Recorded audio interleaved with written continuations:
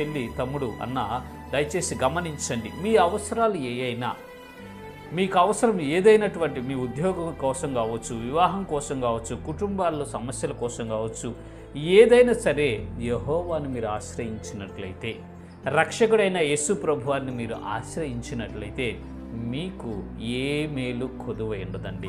మీకు ఏ మేలు కొదువై ఉండదండి. మేలుల చేత మిమ్మల్ని తృప్తిపరుస్తాడు. మనుషులను నమ్ముకొనకండి, అధికారులను నమ్ముకొనకండి, రాజులను నమ్ముకొనకండి. యెహోవాను ఆశ్రయించండి.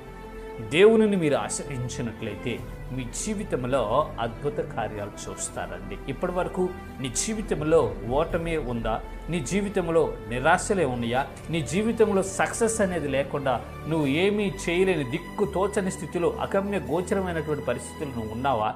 సహోదరుడా, సహోదరి, అయితే ఈ దినము నుంచి యెహోవాను ఆశ్రయించు.